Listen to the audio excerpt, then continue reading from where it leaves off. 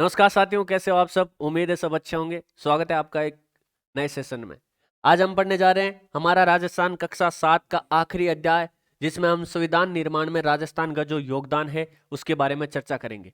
देखिए, हमने हमारा राजस्थान कक्षा 6 किताब का संपूर्ण अध्ययन कर लिया है। वो प्लेलिस्ट में आप जाकर यूट्यूब पर देख सकते हैं। आज कक्षा 7 भी जो है इसका अध्याय 9 होने के बाद ये पूर्ण हो जाएगी। उसके बाद हम कक्षा 8 हमारा राजस्थान जो है उसका अध्ययन शुरू करेंगे। यदि आप अपने YouTube चैनल पर नए हो तो जरूर जुड़े, अपने यार दोस्तों को भी शेयर करें भाई। बगैर किसी देरी के शुरुआत करते हैं आज के इस सेशन की। देखिए, बात करें संविधान निर्माण में राजस्थान के योगदान की, उससे पहले एक बार देख लेते हैं कि संविधान सभा जिसने संविधान का निर्माण किया उसकी उत्पत्ति कहां से होती है, कौन संविधान निर्माण की प्रक्रिया के लिए सबसे पहले मांग करता है। तो देखिए, 1935 में पहली बार आधिकारिक रूप से भारतीय राष्ट्रीय कांग्रेस ने भारत के संविधान निर्माण के लिए एक संविधान सभा बनाने की मांग की। तो संविधान सभा बनाने की सर्वप्रथम आधिकारिक रूप से मांग करने वाला कौन था? भारतीय राष्ट्रीय कांग्रेस जो है ये एक दल था भाई। देखिए, भारतीय राष्ट्रीय कांग्रेस का नाम आया तो इसके बारे में भी थोड़ा जानना जरूरी है। भारतीय राष्ट्रीय कांग्रेस,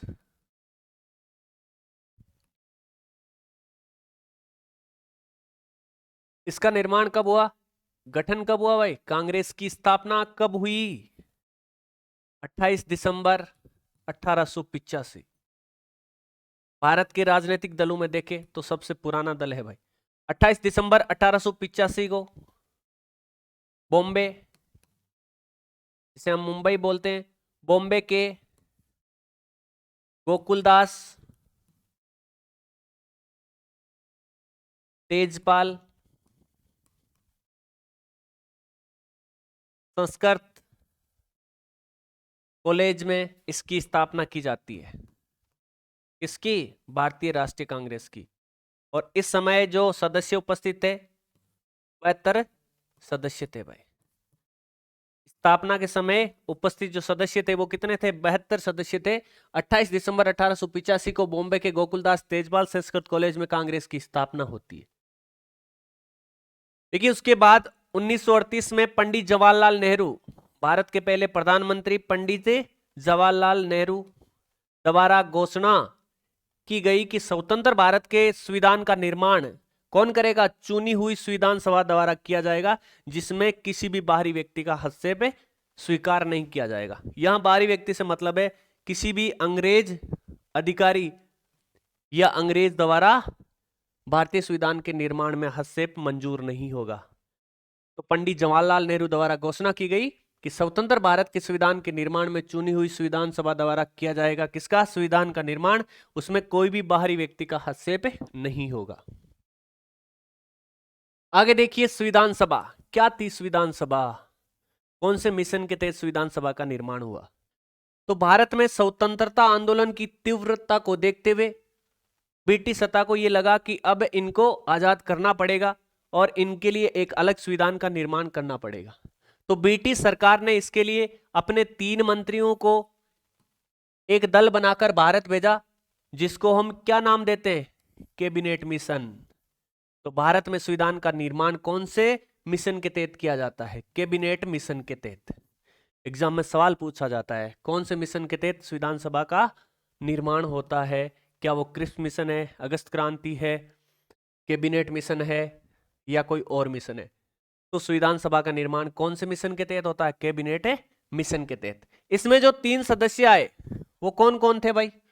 वो लॉर्ड पैथिक लॉरेंस जो भारत सचिव थे, तथा सर स्टेफर्ड क्रिप्स, ये क्या थे? व्यापार बोर्ड के अध्यक्ष थे, तथा एवी अलेक्जेंडर, ये एडमिरलिटी के प्रथम लॉर्ड या नौसेना मंत्री थे।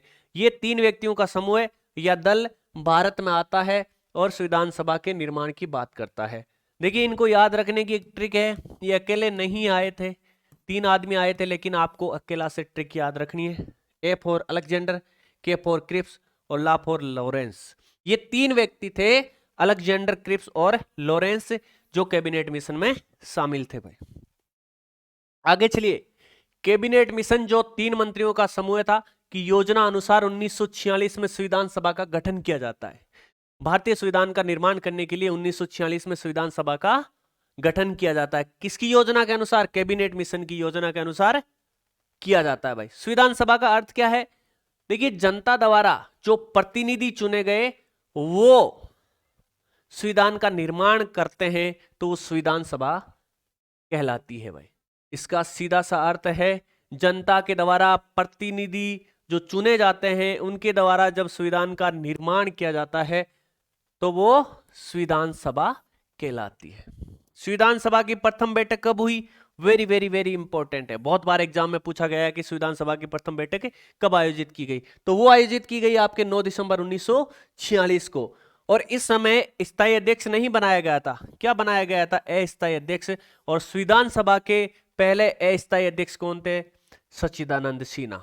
सच्चिदानंद सिन्हा जो कि संविधान सभा के अस्थायी अध्यक्ष थे, इनकी अध्यक्षता में संविधान सभा की पहली बैठक आयोजित की गई 9 दिसंबर 1946 के दिन। इसके 2 दिन बाद इसकी दूसरी बैठक आयोजित होती है 11 दिसंबर 1946 को, जिसमें इस संविधान सभा को स्थायी अध्यक्ष मिल जाता है कौन? डॉक्टर राजेंद्र प्रसाद। तो आपको कोई पूछे कि संविधान सभा के स्थायी अध्यक्ष कौन थे? वो थे डॉक्टर राजेंद्र प्रसाद। और उपाध्यक्ष किसको निर्वाचित किया गया? हरेंद्र कुमार मुखर्जी। ये भी पूछा जाता है भाई। संविधान सभा के पहले उपाध्यक्ष कौन थे? हरेंद्र कुमार मुखर्जी। संविधान सभा के पहले अस्थायी या एकमात्र अस्थायी अध्यक्ष कौन थे? सच्चिदानंद सिन्हा। और स्थायी अध्यक्ष कौन थे जो दूसरी बैठक में बनाए गए थे? डॉक्टर राजेंद्र प्रसाद। तो ये याद रखना है भाई। संविधान सभा का निर्माण कौन से मिशन के तहत होता है? कौन से मिशन के तहत होता है? कैबिनेट मिशन के तहत होता है। कब होता है? 1946 में होता है। इसका अर्थ क्या है? जनता के द्वारा चुने गए प्रतिनिधियों द्वारा जब संविधान का निर्माण किया जाता है तो संविधान सभा कहलाती है। इसकी प्रथम बैठक 9 दिसंबर 1946 को, जिसमें अस्थायी अध्यक्ष डॉक्टर सच्चिदानंद सिन्हा को नियुक्त किया जाता है। फिर इसकी 2 दिन बाद 11 दिसंबर को जब दूसरी बैठक होती है तो इसमें स्थायी अध्यक्ष डॉक्टर राजेंद्र प्रसाद को बनाया जाता है और उपाध्यक्ष हरेंद्र कुमार मुखर्जी को बनाया जाता है। आगे चलिए भाई। संविधान सभा ने एक प्रारूप समिति बनाई। किस लिए? कि संविधान का प्रारूप क्या होना चाहिए, किस प्रकार के प्रारूप में संविधान का निर्माण हम करेंगे। तो प्रारूप समिति का गठन किया गया जिसके अध्यक्ष बनाए गए संविधान के निर्माता, जिनको कहा जाता है डॉक्टर भीमराव अंबेडकर। बहुत बार एग्जाम में पूछा गया है भाई, प्रारूप समिति के अध्यक्ष कौन थे?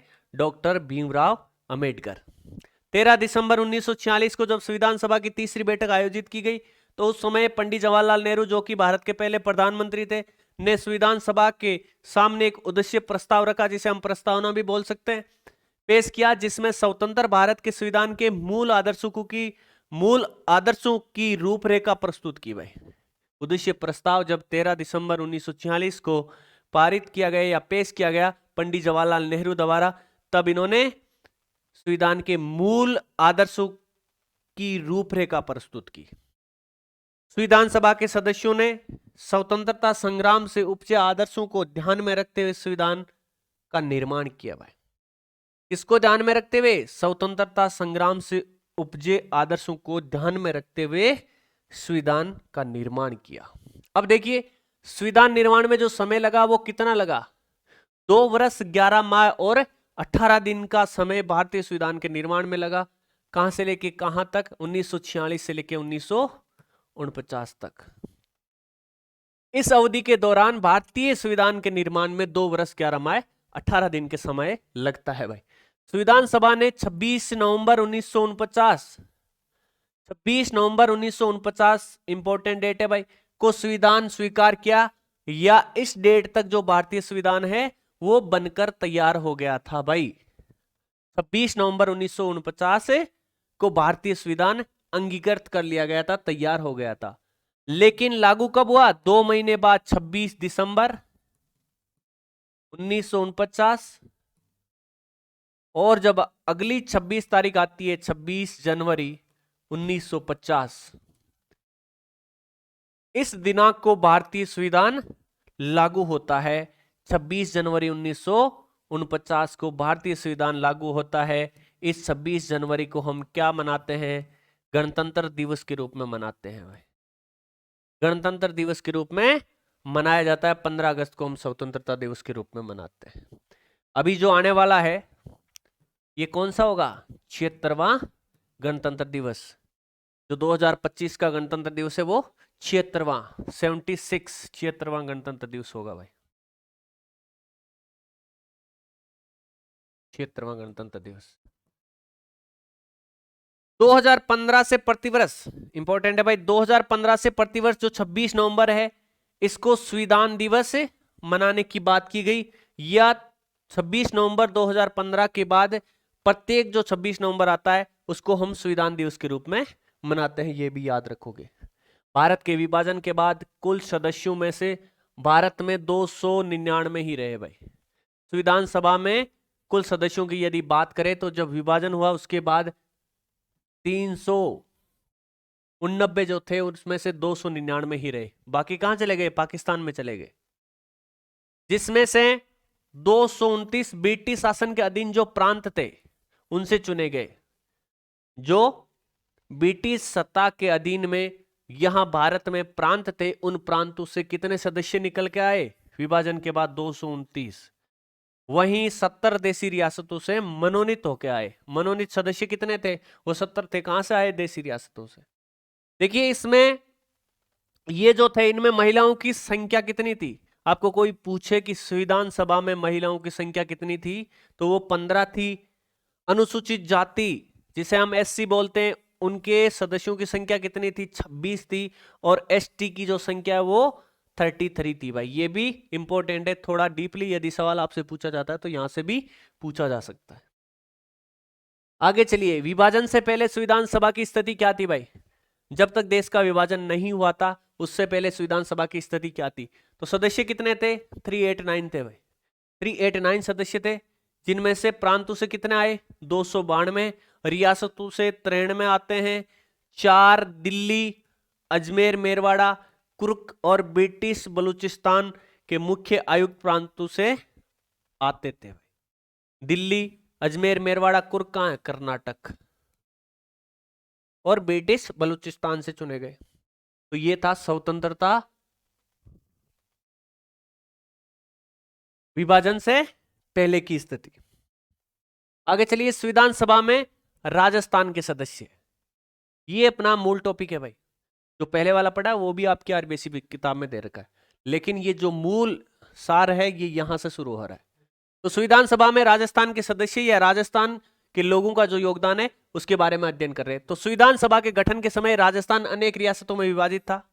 मतलब है राजस्थान में अनेक रियासतें थी। आपको पता है जब राजस्थान का एकीकरण हुआ तो यहां 19 रियासतें थी भाई। तो जो संविधान सभा का गठन हुआ उस समय राजस्थान अनेक रियासतों में विभाजित था। अजमेर मेरवाड़ा प्रांत सीधे ही ब्रिटिश शासन के अधीन था। जो अजमेर मेरवाड़ा है राजस्थान का वो सीधे ब्रिटिश ताज के हाथ में था। संविधान सभा में राजस्थान से कुछ सदस्य यहाँ के मूल निवासी थे, कुछ सदस्य अन्य राज्यों के निवासी थे, लेकिन राजस्थान के रियासतों में विभिन्न प्रशासनिक पदों पर कार्यरत थे। तो ये सभी अलग अलग प्रकार से थे, सभी ने संविधान सभा के निर्माण में योगदान दिया। कुछ यहाँ के मूल निवासी थे, कुछ थे तो बाहर के, लेकिन उस समय यहाँ पर कार्यरत थे या विभिन्न प्रशासनिक पदों पर नियुक्त थे। देखते हैं कौन कौन यहाँ के मूल निवासी थे, कौन कौन प्रशासनिक पदों पर विद्यमान थे। तो देखिए संविधान सभा के सदस्य राजस्थान के जो निवासी थे, कौन कौन से सदस्य जिन्होंने संविधान सभा में भाग लिया और वो राजस्थान के मूल निवासी थे और कहां से वो गए। तो मुकुट बिहारी लाल भार्गव, पूछा जाता है कि संविधान सभा में भाग लेने वाले मुकुट बिहारी लाल का संबंध कौन सी रियासत से था? तो मुकुट बिहारी लाल भार्गव अजमेर मेरवाड़ा। कैसे याद रखोगे? मुकुट मतलब सर पे, मध्य में हम याद रखेंगे अजमेर मेरवाड़ा। अजमेर कहां पड़ता है? राजस्थान के मध्य में, या जिसको हृदय हम कहते हैं। तो मुकुट बिहारी लाल भार्गव अजमेर मेरवाड़ा रियासत से संविधान सभा में जाते हैं। माणिक्यलाल वर्मा, जिन्होंने मेवाड़ प्रजामंडल में महत्वपूर्ण भूमिका निभाई थी, तो माणिक्यलाल वर्मा का नाम आपको याद रह जाएगा उदयपुर के साथ। जयनारायण व्यास राजस्थान के मनोनीत और निर्वाचित मुख्यमंत्री थे। इनका संबंध कौन सी रियासत से था? जोधपुर रियासत से था भाई। ये संविधान सभा में जोधपुर रियासत के प्रतिनिधि के तौर पे जाते हैं।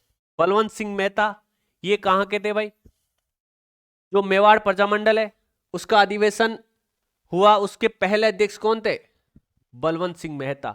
इनका संबंध कहां से था? उदयपुर से। ये उदयपुर से संविधान सभा में जाते हैं। रामचंद्र उपाध्याय, रामचंद्र जी कहां से जाते हैं भाई? ये अलवर से जाते हैं। इनका जो संबंध है वो अलवर रियासत से था। दलेल सिंह, दलेल सिंह कहां से जाते हैं? वो कोटा से जाते हैं। दलेल सिंह कोटा से जाते हैं। गोकुल लाल असावा ये कहां से जाते हैं? गोकुल जी जाते हैं आपके शाहपुरा भीलवाड़ा से। याद रखोगे भाई, बहुत इंपॉर्टेंट है, यहां से सवाल पूछा जाता है आरएस की एग्जाम में भी। जसवंत सिंह ये कहां से जाते हैं? जसवंत सिंह जाते हैं आपके बीकानेर रियासत से। राज बहादुर जाते हैं भरतपुर रियासत से। जो भरतपुर रियासत है वहां से राज बहादुर जाते हैं। हीरालाल शास्त्री आप सभी को पता है, इनका संबंध जोबनेर से था, जोबनेर में इनका जन्म होता है। तो ये कहां से जाते हैं? जयपुर से, क्योंकि जोबनेर कहां पड़ता है? जयपुर में पड़ता है। और सरदार सिंह ये खेतड़ी से विधानसभा में जाते हैं। तो ये निम्न सदस्य हैं जो राजस्थान के मूल निवासी थे और संविधान सभा में गए थे भाई। आगे चलिए, संविधान सभा के सदस्य जो राजस्थान की रियासतों में प्रशासनिक अधिकारी थे, मतलब जब संविधान सभा में ये सदस्य गए उस समय ये लोग राजस्थान में प्रशासनिक अधिकारी के तौर पर विद्यमान थे। कौन से नाम है और कौन सी रियासत से इनका ताल्लुक था? तो सर वीटी कृष्णमाचारी, पूछा गया है बहुत बार एग्जाम में। इनका संबंध कौन सी रियासत से था? जयपुर से था भाई। कृष्णमाचारी जयपुर। वेंकटाचारी, सीएस वेंकटाचारी का संबंध जोधपुर से। वेंकटाचारी, कृष्णमाचारी, देखिए मथुरा के नजदीक जयपुर पड़ता है या जोधपुर पड़ता है? मथुरा, आगरा, भरतपुर, दौसा, जयपुर, तो जयपुर पड़ता है भाई। तो कृष्ण कहां के थे? मथुरा से संबंध था ना।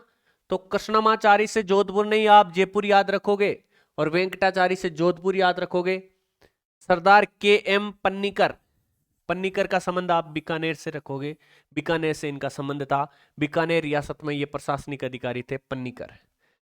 सर टी विजय राघवाचार्य, विजय राघवाचार्य उदयपुर।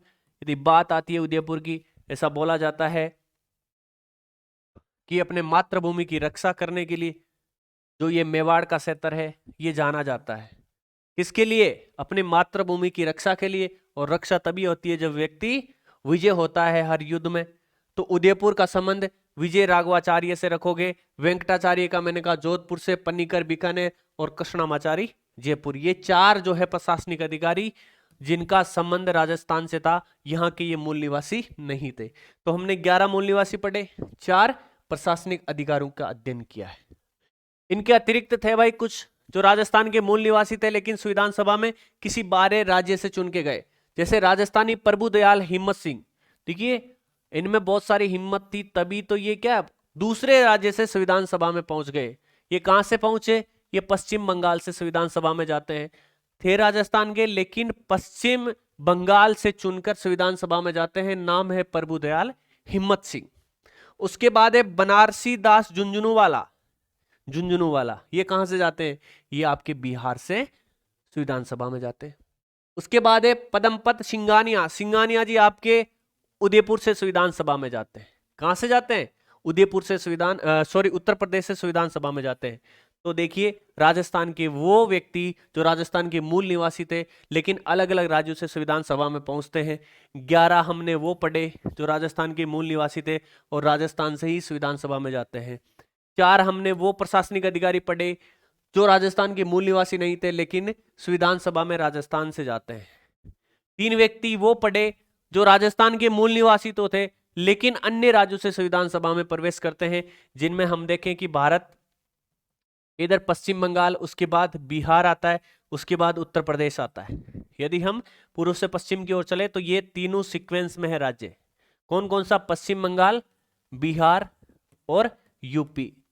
तो पश्चिम बंगाल से कौन जाते हैं? हिम्मत सिंह जाते हैं। बिहार से झुंझुनूवाला जाते हैं और उत्तर प्रदेश से पदमपत सिंघानिया जाते हैं। ये है लेखा जोखा। तो राजस्थान से ये जाने वाले व्यक्ति है संविधान सभा में। आगे देखते हैं, यह भी जानना जरूरी है, भारत के संविधान की मूल प्रति में भारत के वैभवशाली इतिहास, परंपरा और यहाँ की संस्कृति को दर्शाने वाले कितने चित्र हैं? 22 चित्र अंकित है। इन चित्रों का निर्माण कौन से चित्रकार ने किया? तो वो नंदलाल जी बोस थे, इन्होंने इनका निर्माण किया। जो भारत के वैभवशाली इतिहास, परंपरा और संस्कृति को दर्शाने वाले 22 चित्र थे भारत के संविधान की मूल प्रति में, उनके निर्माणकर्ता कौन थे? चित्रकार नंदलाल बोस थे भाई। और इनकी सहायता करने वाले कौन थे? कृपाल सिंह शेखावत, जो राजस्थान के थे। कृपाल सिंह शेखावत ने भी इनमें अपना प्रमुख योगदान दिया। संविधान के कुछ पृष्ठों का क्लांकन कृपाल सिंह शेखावत द्वारा किया गया। प्रस्तुत चित्र शेखावत द्वारा चित्रांकित पृष्ठ का है। एक चित्र दिया गया आपकी आरबीसी की किताब में, वो जो चित्र है वो कृपाल सिंह शेखावत के द्वारा निर्मित किया गया है। आगे चलिए, राजस्थान से संविधान सभा के सदस्य जो गए हैं उनको एक एक करके हम पढ़ेंगे थोड़ा डीपली, जो आपकी आरबीसी की किताब में दे रखा है। सबसे पहले हमने पढ़ा कि अजमेर मेरवाड़ा से जाने वाले एक व्यक्ति थे मुकुट बिहारी लाल भार्गव। इनका जन्म होता है 30 जनवरी 1903 को। कहां पर होता है? उदयपुर में। उदयपुर में होता है 30 जनवरी 1903। और 30 जनवरी से कुछ याद आया क्या? 30 जनवरी 1948 को महात्मा गांधी की हत्या भी हुई थी भाई। तो 30 जनवरी 1903 को उदयपुर में जन्म होता है मुकुट बिहारी लाल भार्गव का। ये पैसे से क्या थे? वकील थे। सीआर दास, मोतीलाल नेहरू और महात्मा गांधी के प्रभाव से प्रेरित होकर ये राजबंदियों के मुकदमों की पैरवी किया करते थे। व्यक्तिगत सत्याग्रह और भारत छोड़ो आंदोलन में ये जेल की यात्रा भी कर चुके थे। संविधान सभा में इन्होंने अजमेर मेरवाड़ा प्रांत का प्रतिनिधित्व किया। स्वतंत्रता के बाद 3 बार अजमेर निर्वाचन क्षेत्र से ये लोकसभा के सदस्य भी रहे भाई। तो ये थे भाई अपने मुकुट बिहारी लाल भार्गव। उसके बाद नंबर आता है माणिक्यलाल वर्मा। ये कहां से जाते हैं? उदयपुर से संविधान सभा में पहुंचते हैं। इनका जन्म कब होता है? 4 दिसंबर 1897। 1897 से कुछ याद आएगा? हमने पहले पढ़ा था बिजोलिया किसान आंदोलन की शुरुआत होती है और माणिक्यलाल वर्मा का उसी समय जन्म होता है। बिजोलिया कहां पड़ता है? भीलवाड़ा में पड़ता है। तो 4 दिसंबर 1897 को इनका जन्म होता है। अक्टूबर 1938 में प्रजामंडल पर लगी रोक हटाने के लिए हुए सत्याग्रह आंदोलन का अजमेर में ये संचालन भी करते हैं। इन्होंने 1941 में मेवाड़ प्रजामंडल के पहले अधिवेशन की अध्यक्षता भी की थी भाई। वर्मा जी का लिखा हुआ पंछीड़ा गीत बहुत लोकप्रिय है। पूछा जाता है एग्जाम में, पंछीड़ा किनके द्वारा लिखा गया? माणिक्यलाल वर्मा के द्वारा लिखा गया। ये 1948 में वर्ध राजस्थान के प्रधानमंत्री बने। 1948 में वर्ध राजस्थान जो था उसके प्रधानमंत्री भी बने। कौन? माणिक्यलाल वर्मा। कुमावत, असावा, वर्मा, शास्त्री, कुछ याद आए क्या? अरे राजस्थान के पहले चरण के प्रधानमंत्री कौन थे? कुमावत। कौन से कुमावत थे? कमेंट बॉक्स में बताओ। दूसरे जो चरण है उसके प्रधानमंत्री थे असावा। कौन से असावा? गोकुललाल असावा। और जो तीसरा चरण था उसके प्रधानमंत्री कौन थे? माणिक्यलाल वर्मा थे। चौथा जो चरण हुआ उसके प्रधानमंत्री थे हीरालाल शास्त्री। तो ये जो तीसरा चरण है इसके प्रधानमंत्री थे। और क्या थे? 1963 में राजस्थान खादी ग्रामोद्योग बोर्ड के अध्यक्ष भी ये रहे। वर्मा को उदयपुर से संविधान सभा का प्रतिनिधित्व दिया गया। ये उदयपुर से संविधान सभा में पहुंचते हैं भाई। आगे तीसरा नंबर आता है जय नारायण व्यास, राजस्थान के निर्वाचित वे मनोनीत मुख्यमंत्री। जन्म कब होता है? वर्मा जी के 2 साल बाद 18 फरवरी 1899 को। कहां पर? जोधपुर में होता है। 1927 में तरुण राजस्थान के प्रधान संपादक ये बनते हैं। कौन से? तरुण राजस्थान के प्रधान संपादक 1927 में। 1936 में अखंड भारत के ये प्रकाशक भी रहते हैं। तो अखंड भारत किसने निकाला? जय नारायण व्यास के द्वारा निकाला गया। 1927 में तरुण राजस्थान के प्रधान संपादक भी ये रह चुके थे। सन 1951 से 1956 की अवधि में 2 बार राजस्थान के मुख्यमंत्री रहे, एक बार मनोनीत और एक बार निर्वाचित। इन्होंने सामंतशाही के विरुद्ध संघर्ष किया भाई। जो सामंतशाही व्यवस्था थी राजस्थान में उसका भरपूर विरोध किया था जय नारायण व्यास ने। जागीरदारी प्रथा समाप्त करने की आवाज भी इनके द्वारा उठाई गई और ये जोधपुर से संविधान सभा के सदस्य बने हुए। तो 3 पढ़े हैं हमने, मुकुट बिहारी लाल भार्गव, माणिक्यलाल वर्मा और जय नारायण व्यास। आगे देखते हैं, चौथा नंबर आता है बलवंत सिंह मेहता। किनका नंबर आता है? बलवंत सिंह मेहता। 8 फरवरी 1900 को उदयपुर में इनका जन्म होता है। 1938 में मेवाड़ प्रजामंडल के पहले अध्यक्ष बनते हैं। कौन? बलवंत सिंह मेहता। बलवंत सिंह मेहता ने 1943 में उदयपुर में वनवासी छात्रावास की स्थापना की गई। वनवासी संघ की स्थापना किसके द्वारा की गई? कमेंट बॉक्स में बताओगे, क्योंकि पिछली क्लासों में हमने 2 या 3 बार उसका अध्ययन किया है। तो उदयपुर में वनवासी छात्रावास की स्थापना करने वाले कौन थे? वो बलवंत सिंह मेहता थे। ये संविधान सभा के सदस्य के रूप में मूल संविधान पर हस्ताक्षर करने वाले पहले राजस्थानी थे। वेरी वेरी इंपॉर्टेंट कि मूल संविधान पर हस्ताक्षर करने वाले पहले राजस्थानी कौन थे? वो थे बलवंत सिंह मेहता। बलवंत आदमी थे, बलवान थे, तो सबसे पहले हस्ताक्षर इनके द्वारा किए गए। इन्होंने बोला कि सबसे पहले हस्ताक्षर मैं ही करूंगा। वो कौन थे? बलवंत सिंह मेहता थे भाई, संविधान सभा के सदस्य के रूप में मूल संविधान पर हस्ताक्षर करने वाले पहले राजस्थानी। इनके बाद नंबर आता है रामचंद्र उपाध्याय। रामचंद्र जी उपाध्याय ये कहां से? अलवर से संविधान सभा में पहुंचते हैं। अलवर रियासत के प्रतिनिधि के रूप में संविधान सभा के सदस्य थे। ये प्रमुख स्वतंत्रता सेनानी और पेशे से वकील थे जो वकालत किया करते थे। तो रामचंद्र उपाध्याय है वो क्या थे? स्वतंत्रता सेनानी और वकील थे जो अलवर रियासत से संविधान सभा में पहुंचते हैं। इनके बाद नंबर आता है दलेल सिंह। ये कहां से पहुंचते हैं? कोटा से संविधान सभा में पहुंचते हैं। इनका जन्म कब होता है? 18 मार्च 1909 को कोटा में होता है। ये कोटा के महाराव भीम सिंह के निजी सचिव थे और कानून के अच्छे जानकार थे भाई, तभी तो इनको क्या रखा? निजी सचिव रखा। किसने रखा? कोटा के महाराव भीम सिंह ने। तो दलेल सिंह कोटा से जाते हैं, रामचंद्र उपाध्याय अलवर से जाते हैं, और इससे पहले देख लेते हैं बलवंत सिंह मेहता जो उदयपुर से जाते हैं, और जय नारायण व्यास जोधपुर से जाते हैं, माणिक्यलाल वर्मा उदयपुर से जाते हैं, और मुकुट जी कहां से जाते हैं? वो जाते हैं आपके अजमेर से। आगे देखते हैं भाई, एक लाइन और दे रखी है दलेल सिंह जी के बारे में। 1946 से 1950 तक संविधान सभा में कार्य किया। इन्होंने संविधान की प्रति पर हस्ताक्षर भी किए हुए, संविधान की प्रति पर हस्ताक्षर किए। इनके बाद नंबर आता है गोकुलाल असावा। ये प्रारंभिक शिक्षा इनकी जो होती है वो शाहपुरा के मिडिल स्कूल में होती है।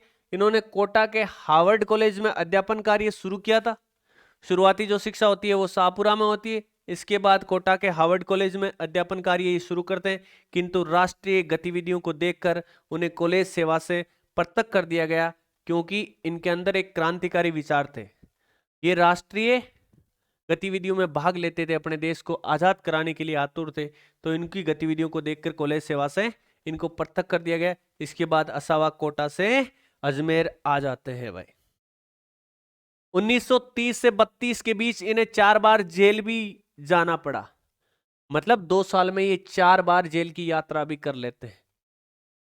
असावा शाहपुरा भीलवाड़ा से संविधान सभा में पहुंचते हैं। कहां से? शाहपुरा भीलवाड़ा से पहुंचते हैं। असावा शाहपुरा, असावा शाहपुरा। इनके बाद नंबर आता है जसवंत सिंह। ये कहां से पहुंचते हैं भाई? ये आपके बीकानेर से संविधान सभा में पहुंचते हैं। जसवंत सिंह भारत के संविधान निर्माण में बीकानेर भी प्रत्यक्ष तौर पर भागीदार रहा है, और बीकानेर का जो नेतृत्व है वो किनके द्वारा किया गया? जसवंत सिंह के द्वारा किया गया।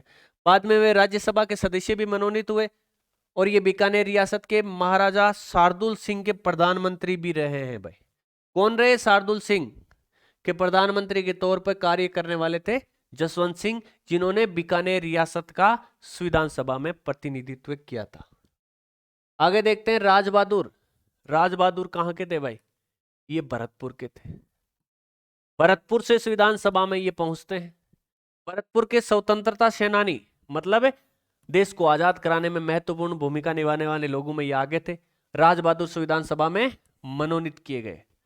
कहां से? भरतपुर से। इन्होंने समाज के पिछड़े वर्गों के उत्थान के लिए कार्य किया, मतलब जो समाज में दबे हुए तबके थे, जो पिछड़े हुए लोग थे उनके उत्थान के लिए राज बहादुर ने कार्य किया तथा भरतपुर रियासत में जो बेगार पड़ता है उसका भी विरोध किया। ये पेशे से वकील थे, ये केंद्रीय मंत्रिमंडल में मंत्री भी रहे और इन्होंने नेपाल में भारत के राजदूत के रूप में भी कार्य किया। भारत सरकार ने नेपाल जो देश है वहां पर अपने प्रतिनिधित्व के तौर पर राजदूत बनाकर भेजा। किनको? राज बहादुर को राजदूत बनाया था। कहां का? नेपाल का। आगे देखिए हीरालाल शास्त्री, बहुत ही इंपॉर्टेंट नाम है भाई। इनका जन्म होता है 24 नवंबर 1899। कब होता है? 24 नवंबर 1899। कहां पर होता है? जयपुर के जोबनेर में होता है भाई। जोबनेर के जो मटर है वो काफी प्रसिद्ध है, मीठे होते हैं यहाँ के मटर। अर्जुनलाल सेठी के संपर्क में आने के बाद इन्होंने राजकीय सेवा से त्याग पत्र दे दिया था। अर्जुनलाल सेठी जिनका प्रसिद्ध डायलॉग था कि यदि मैं नौकरी करूंगा तो इन अंग्रेजों को देश से बाहर कौन निकालेगा। तो ऐसे व्यक्ति के जब संपर्क में आएंगे तो नौकरी छोड़ेगा वो व्यक्ति, वो सरकारी सेवा थोड़ी करेगा। तो अर्जुनलाल सेठी के संपर्क में आने के बाद हीरालाल शास्त्री ने क्या किया? राजकीय सेवा से त्याग पत्र दे दिया था। संविधान सभा में इन्होंने सभी नागरिकों के लिए समान अधिकार की बात की, मतलब समानता की बात की थी। और आपको पता है संविधान में जो अनुच्छेद 16 है, अनुच्छेद 16 वो किसकी बात करता है? किसकी बात करता है? कमेंट बॉक्स में बताओगे। 17 किसकी बात करता है? या यूं कहे 14 से 18 है, वो किसकी बात करता है? कमेंट बॉक्स में बताना आपने संविधान के बारे में हल्का सा अध्ययन किया है तो। शास्त्री जी ने टोंक जिले की निवाई तहसील के वनस्थली ग्राम में जीवन कुटीर नामक संस्था की स्थापना की थी। पिछले जो अध्याय है उसमें हमने पढ़ा था कि जीवन कुटीर में क्या किया जाता था, किनको प्रशिक्षण दिया जाता था। तो जीवन कुटीर की स्थापना करने वाले कौन थे? हीरालाल शास्त्री। कहां पर? वनस्थली। और इन्होंने एक वनस्थली विद्यापीठ की स्थापना भी की थी अपनी पत्नी के साथ मिलकर, जिसके माध्यम से समाज सेवा की दिशा में महत्वपूर्ण कार्य किया था। किसके माध्यम से?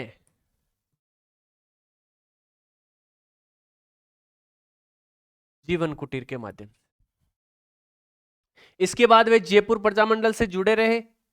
ये अखिल भारतीय देशी राज्य लोक परिषद के प्रधानमंत्री और राजस्थान के प्रथम मुख्यमंत्री रहे। Very very important. राजस्थान के पहले मुख्यमंत्री कौन थे? हीरालाल शास्त्री थे।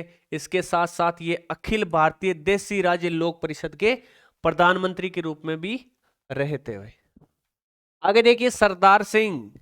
कौन से सिंह? सरदार सिंह। खेतड़ी के राजा सरदार सिंह संविधान सभा के सदस्य रहे।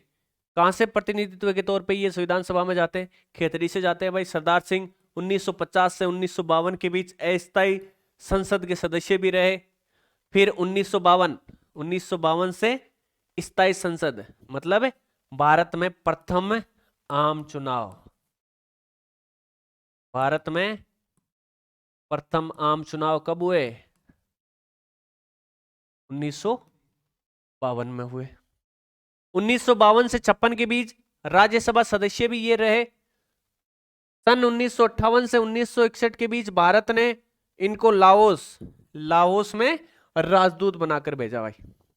देखिए भारत का एक पड़ोसी देश है म्यांमार के इधर एक ऐसे आपको लगेगा कि एक पड़ा हुआ पेड़ है इस तरीके की आकृति का, इसका नाम क्या है? कौन सा देश है? लाओस। यहाँ के राजदूत के रूप में इनको भेजा गया। किनको? सरदार सिंह को। लाओस इधर वियतनाम पड़ता है, इधर कंबोडिया पड़ता है, तो ये दक्षिणी पूर्वी एशिया का देश है लाओस। यहाँ के राजदूत के रूप में ये सरदार सिंह जी कार्य करते हैं। 30 अक्टूबर 1985 को इनका निधन हो जाता है। इनके बाद नंबर आता है सर वी.टी. कृष्णमाचारी। ये राजस्थान के मूल निवासी नहीं थे लेकिन प्रशासनिक अधिकारी थे। कहां पर? जयपुर में। जयपुर में ये प्रशासनिक अधिकारी के रूप में कार्य करते हैं और यहीं से संविधान सभा में चुनकर जाते हैं। मूलतः कहां के थे? तमिलनाडु के थे। भारत का सबसे दक्षिणी राज्य तमिलनाडु। ये जयपुर रियासत के दीवान थे। डीपी खेतान के निधन के बाद इन्हें संविधान की प्रारूप समिति में जगह दी गई। जो खेतान थे, डीपी खेतान, इनका निधन हो जाता है। ये डॉक्टर भीमराव अंबेडकर के साथ प्रारूप समिति में कार्य करते हैं। इनके निधन के बाद इनकी जगह सर वी.टी. कृष्णमाचारी को प्रारूप समिति में सदस्य बना दिया जाता है। 1961 में राज्यसभा के लिए चुने जाते हैं कौन? कृष्णमाचारी। आगे देखिए CS वेंकटाचारी, कर्नाटक के रहने वाले थे, प्रशासनिक अधिकारी थे, ICS थे ये प्रशासनिक अधिकारी। जोधपुर के महाराजा उमेद सिंह ने इनको 1949 में अपना प्रशासनिक अधिकारी नियुक्त किया था और ये गए कहां से थे भाई? संविधान सभा में, जोधपुर से। बाद में जयपुर राज प्रमुख राजा मान सिंह के प्रशासनिक अधिकारी भी ये रहे। 6 जनवरी 1951 से 25 अप्रैल 1951 तक राजस्थान के मुख्यमंत्री भी रहे थे भाई ये कौन? CS वेंकटाचारी। कितने दिन? जनवरी से अप्रैल के बीच राजस्थान के मुख्यमंत्री के रूप में भी कार्य इन्होंने किया। इनके बाद नंबर आता है सरदार KM पानीकर। ये कहां से जाते हैं भाई? ये आपके बीकानेर से जाते हैं, बीकानेर से संविधान सभा में जाते हैं। केरल के रहने वाले थे ये पटियाला राज्य के विदेश मंत्री रहे तथा बाद में बीकानेर राज्य के प्रधानमंत्री रहे और यहीं से ये संविधान सभा में जाते हैं। 28 अप्रैल 1947 को ये बीकानेर राज्य के प्रतिनिधि के रूप में संविधान सभा के सदस्य बने। भारत के स्वतंत्र होने के बाद उन्हें चीन, मिस्र और फ्रांस का राजदूत बनाया गया। कहां कहां का राजदूत बनाया गया? चीन जो भारत का एक पड़ोसी देश है, मिस्र जो कहां पर पड़ता है? अरे ये आपके लाल सागर के पास, लाल सागर के पास, ये इधर लाल सागर है, ये भूमध्य सागर है, ये अफ्रीका के पूर्वी तट पर जिसे इजिप्ट भी कहते हैं, ये मिस्र यहाँ पे पड़ता है। यहाँ के और फ्रांस एक यूरोप का देश है जो एक तरफ से सीमा बनाता है अटलांटिक महासागर से, दूसरी तरफ सीमा बनाता है भूमध्य सागर से। तो इन तीनों देशों के राजदूत के रूप में कार्य करने का सौभाग्य किनको मिला? सरदार KM पानीकर को मिलता है। आगे है सर टी विजय राघवाचार्य। ये कहां के प्रतिनिधि के रूप में संविधान सभा में जाते हैं? उदयपुर से जाते हैं भैया। कहां से जाते हैं? उदयपुर से। मूलतः कहां के रहने वाले थे? तमिलनाडु के रहने वाले थे। बाद में ये मेवाड़ के प्रधानमंत्री भी रहे। बिजोलिया किसान आंदोलन के दौरान इन्होंने अपने राजस्व मंत्री, कौन थे इनके राजस्व मंत्री? मोहन सिंह मेहता को ये बिजोलिया भेजते हैं जो किसानों से बात करते हैं, उनकी मांगों के साथ ये समझौता करते हैं और काफी हद तक आंदोलन को शांत करने में ये अहम योगदान या भूमिका निभाते हैं। तो मोहन सिंह मेहता जो है वो किसके राजस्व मंत्री थे? कौन से राजस्व मंत्री को विजय राघवाचारी भेजते हैं किसानों से समझौता करने के लिए? डॉक्टर मोहन सिंह मेहता को। लगान की दरें कम कर दी जाती है मोहन सिंह मेहता की जब सिफारिश लगाई जाती है, अनेक लाग बाग हटा दिए जाते हैं तथा बेगार प्रथा को समाप्त कर दिया जाता है। इसके बाद 1941 में 44 साल तक चले अहिंसात्मक आंदोलन की समाप्ति हो जाती है। आंदोलन की समाप्ति हो जाती है। सर टी विजय राघवाचारी ने संविधान सभा में कहां का प्रतिनिधित्व किया? तो मेवाड़ से ये संविधान सभा में जाते हैं। ये था भाई आज का प्यारा सा टॉपिक, बहुत ही खूबसूरत, निश्चित तौर पे आपको समझ में आया होगा। अब मिलते हैं अगली और नेक्स्ट क्लास में अगली कक्षा के जो अध्याय है उनको लेकर। तो ये जो कक्षा 6 ये कंप्लीट कर लिया है भाई हमने, कक्षा 6 कंप्लीट है, कक्षा 7 कंप्लीट है। अब कक्षा 8 के बारे में हम अध्ययन करेंगे। यहाँ तक सभी को समझ में आया होगा। कैसी लगी सारी क्लासें कमेंट बॉक्स में जरूर बताएं और क्लास को शेयर किया करो भाई ताकि मोटिवेशन मिलता रहे। जय हिंद, जय भारत।